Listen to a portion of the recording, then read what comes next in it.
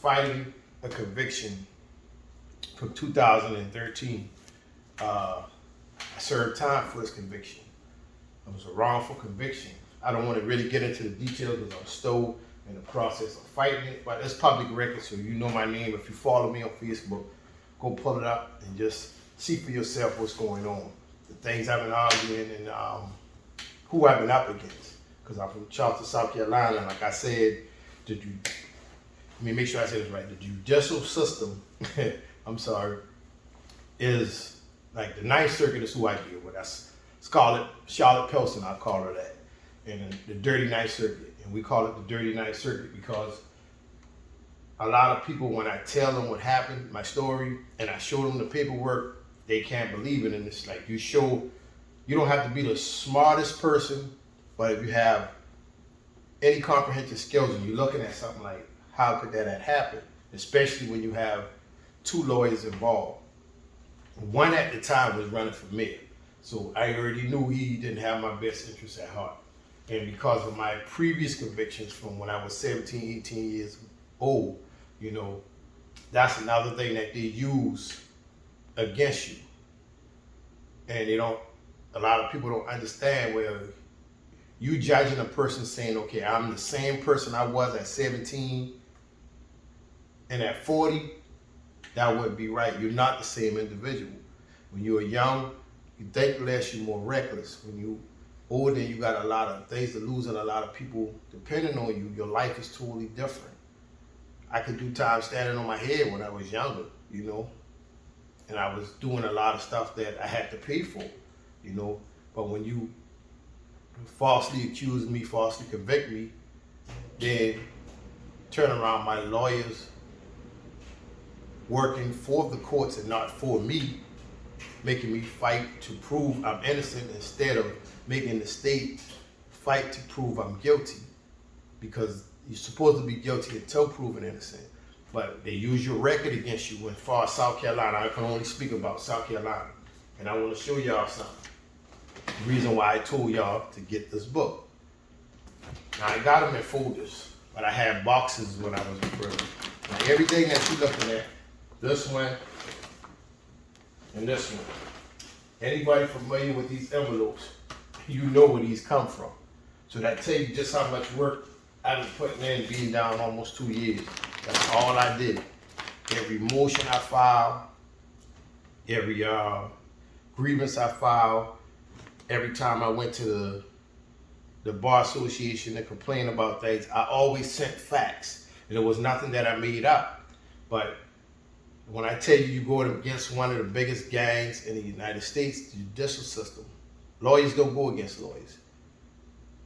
Judges don't go against judges. No matter, it's just rare few that you will find something. And if somebody who's watching this say, well, that ain't true, all right, I wouldn't be happy to talk to you if this was true, because my case should have never got to where it was at. And they convict you for past crimes.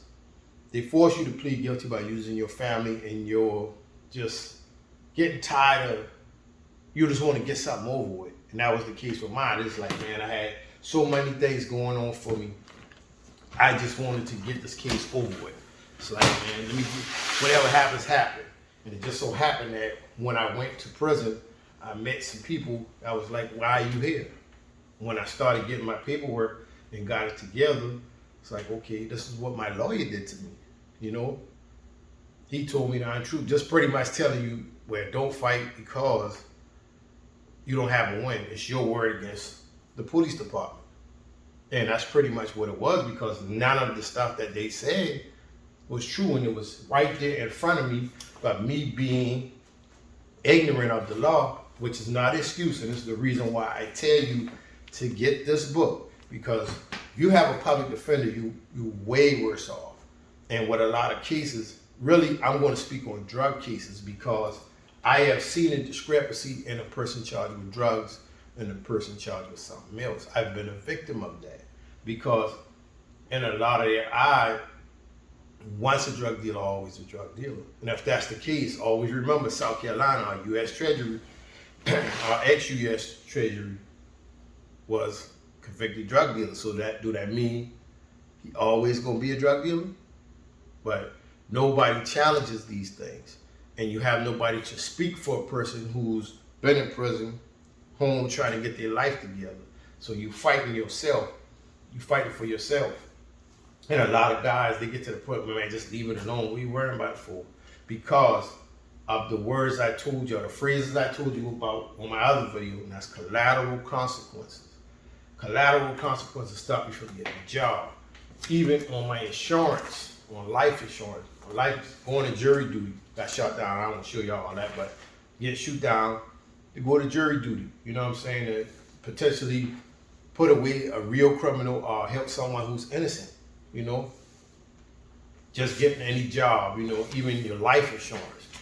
You only offered certain life insurance policies because of a conviction. What you see to be is some people's mind is little things, it's major. Because you might have a position you want to get, but because of that conviction, you cannot get it. So you have to settle for this. And you should never be put in that predicament because you served your time, you paid your debt to society, and what if you were wrongfully convicted? You know, I love y'all, man. Be safe. And thank y'all for following me. Subscribe to this channel. And continue this. Anything y'all want to talk about, any content y'all can think of, just let me know. You know, because I'm trying to always keep it real with y'all and pray for me. Because, like I say, I'm at the stages now where this is their last stand to really stop me from getting my case overturned and getting my life back. So, they're not going to make it easy. It's easy to get in trouble and get stuck in the system. The hardest thing is getting out, even when the law is clearly in your favor. There's nobody to fight for you but you. I'm out of here. Peace.